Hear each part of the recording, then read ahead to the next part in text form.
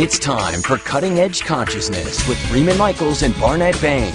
Thought-provoking discussions and bold ideas from the edge of possibility. Freeman Michaels here with Barnett Bain. We are talking today to Deirdre Hade, who is a wonderful healer and friend. And today we're talking about the heart and how that changes the game. The heart has its reasons of which the mind knows nothing. That's me mangling Blaise Pascal. Mangle, brother. But he's dead, so he'll get over it. We're still going to get letters. We're not. On his behalf, we're still getting letters every we will time. Get letters. But, I love it. So, Deirdre, I want to probe you a little bit for some treasures. This wisdom of the heart. We live in a time where it is very difficult. All right, let me just speak personally. It is very challenging for me to open the heart, to feel vulnerable, to feel it. You know, we're programmed by the culture to believe that these vulnerable feelings are weak and sort of the detritus of chauvinism, and beyond that. Freeman and I are pretty smart guys, and that gets in the way too. The intellectualizing gets in the way, and then beyond it's the old toolbox. The old toolbox that gets in the way, and then beyond that, there is a biochemical function that is very, very little discussed in the consciousness and spirituality circles. There is the biochemical impact in the body, in the nervous system, of all of these energies that we've run for so long, and they tend to numb us out. And so for many of us, myself included, sometimes when there's too much inundation of energy or frequency of emotional energy, I just go numb. Check out. Totally. I'm with you on that. I'll include myself. What do you have to say about that? And what's the pole star that we should follow? I'm sorry. What is the compass heading that we should follow? Aim for to unbundle some of that. That's excellent. Well, first that is exactly what we're speaking about as far as how we work with this tremendous organ of consciousness of the heart. We could do a series because it's so deep, and it really is where the answer for our world is. So first of all, I'm going to kind of work backward, Barnett. You, and I say this with good respect, you as a man are hardwired to shut down around a lot of emotion. It's in your hardwiring, it's in your physiology. It's just, first we want to start with that. When a lot of emotion comes at you, you shut down. That's what men do. It's not bad. It's not bad. It is part of your physiology so that you can not allow emotion to keep you off of your focus when going after food. Whereas women, our physiology is emotion because we physiologically, evolutionary-wise, we're the ones keeping the hearth and tending to children because we birth children and we nurse children. It's biology. So the way your physiology of heart works and the way mine work are two different systems that were meant to work together to create a wholeness of perfect harmony. So as a man, it is okay for you to feel as though your heart shuts down. But I want to clarify something. Your heart is not shutting down. You're just not able to process high levels of emotional frequency. So now it's interesting. But your heart is not shutting down. Yeah, but there's something you've said that's very interesting. I'll speak for myself, and this is very honest. It is not okay for me anymore. And I've hit a point where I'm very aware of my patterns to pull out of intimacy and connection, pull away from emotions. and I'm just speaking personally, and this is what I think, look, I've been around your work, and I know that you teach this. So, for many people, they've come to a point where this is a new era, and this expanding is not just, a nice idea. It's almost critical. Yes, and I thank you for this lead-in, because my next remark is, as a man, the gift of a woman to you is to help you navigate through emotions. That's a woman's gift to you, because we just do it naturally. You don't do it naturally. So the first step is to say, okay, that's the way I'm built. But then the second step is, all right, it's okay for me to say, will you help me navigate through these emotions to stay connected? And that word you used, Freeman, intimate. So let me ask you. True love is intimate. I want to just follow up on this question. Many of the women in our culture are equally victims of an energy that does violence to feminine energy and castrates masculine energy, and that is the chauvinism. The systemic chauvinism. The systemic chauvinism that is about the placing of will and action over imagining and feeling, connecting. Right. And so I understand that at certain levels, what you're saying is absolutely true, but at another octave, both women, this is not a gender issue, both women and men in our culture are equally damaged in terms of being estranged from a healthy, integrated balance of both their feminine energies and their masculine energies. Absolutely, Barnett. Absolutely. We are all estranged from that balance. So to find this balance, this balance is an inside job. At a certain point, it is not for a man to look to a woman to complete him, but it is for a man to look to the internal feminine energies, to the divine energies, to the goddess energies, to however you hold it, to find that inside and to allow that. That's certainly what I've gotten from you over a long time, and I want you to also speak to that piece for our listeners. Yes, I'd love to.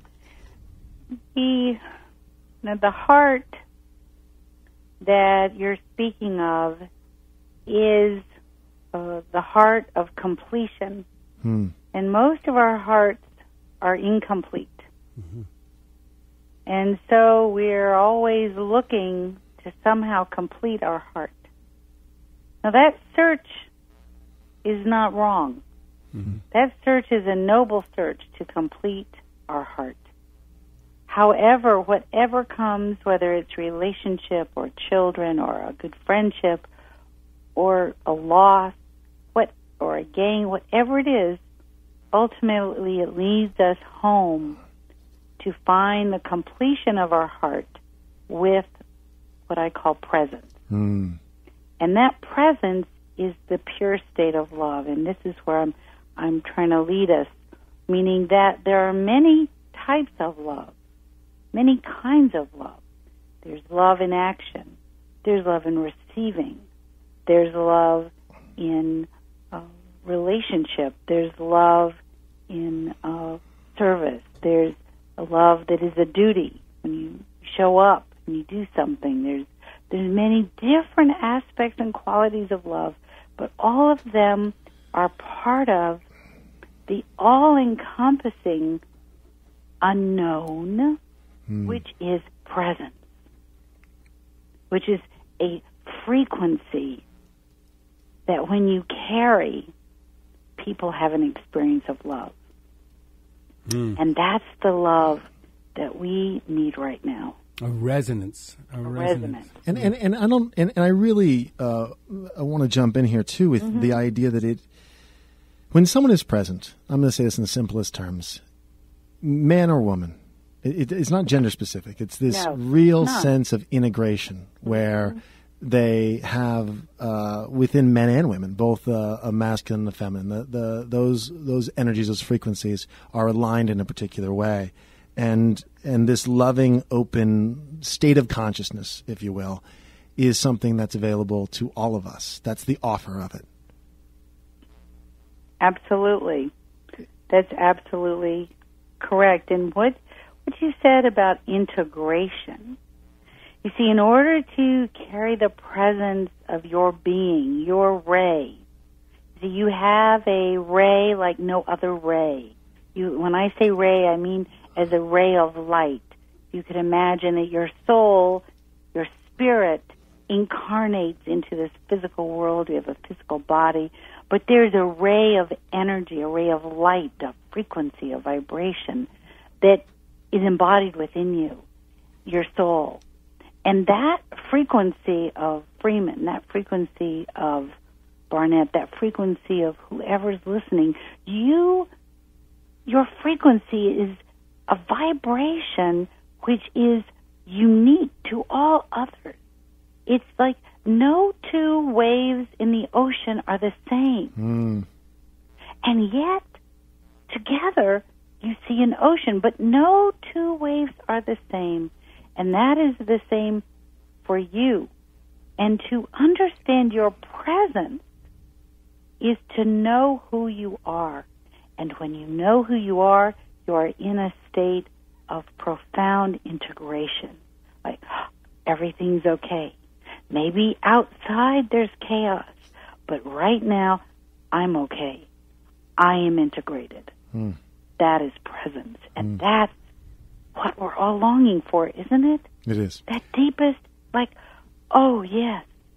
Okay, this is okay. I'm here. I'm going to get through this, whatever it looks like.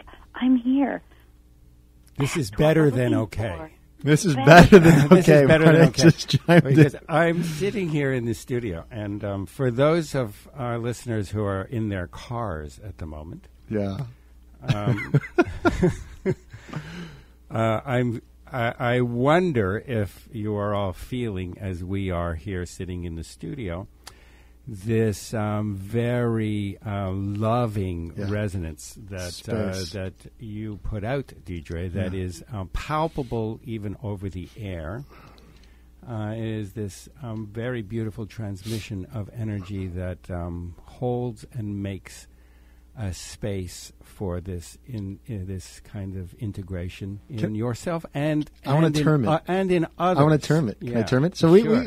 we spent 11 with you, and I left remarking. I told my wife. She says, "How was it?" I said, "It was like going home." And so everything that you're talking about, it's so funny because Barnett and I have said this so many times that words are so insufficient. Like they just, what are we going to do? We're going to talk about this? But when you experience the resonance, and one of the many gifts of working with Deirdre is that you will experience as a palpable energetic field the resonance, and for those that are still enough. Maybe not so still, they will experience it even on this broadcast. Yeah, and there's a quality in this that I want to speak to, and it has to do with trustworthy. We've talked about this a lot, Barnett, on this show, that I'm working on becoming trustworthy to myself and others. Part of my own personal work, and Barnett and I share this, is getting in our bodies, that we want trustworthy bodies. That and this whole, we started with this piece about emotions and getting an intimacy and how we disconnect and how we pull back. And some of that is just programming. I mean, as guys, we were programmed to that, that's not what we do. We work and produce, and if it gets too mushy and gushy, we're out of there. And that doesn't work for either of us. Now I'm speaking for Barnett again. At least it doesn't work for me. But what you're offering, the generosity of this, is a space of trustworthiness, and that has come at a lot of work, I know, that you have become trustworthy to yourself and thereby to others. And you've said this to us before, that it's more than just, it's a vocation. This is what you have been called to do. And I want to talk about that. But I want you to speak very quickly because we are running against the clock, and I do want to share with our listeners some of what Deirdre is up to at the Omega Center in New York and elsewhere. So we'll come to that very quickly. Well, thank you so much. It's very, very simple. Trust, which is the deepest place of integration, is the trust that you are supported by an all-loving presence that will carry you no matter what through everything. And that deep trust then translates into relationships, intimacy. And as we develop this trust, which is a virtue, we will build the bridgeways and the highways for us to knit our world back together again. And that is knowing without certainty. And that is what we started this entire piece with. You know, it's this... The circle ends where it begins. Yes. And to that end, I want to say that, folks, if you're listening and you have the opportunity to go to the Omega Institute to work with Deirdre in this incredible Radiance meditation work and in the various... this toolkit of heart opening and integration, I suggest you do it. So can we give folks those dates? Well, you can. The dates are June 8 to 10 in Rhinebeck, New York. And for more information, you can go to www.deirdrehade.com, DeirdreHade.com. We encourage you all to explore and to investigate this further. And if you... There's an online component too, right? Right, Deirdre? There's an online component to this program?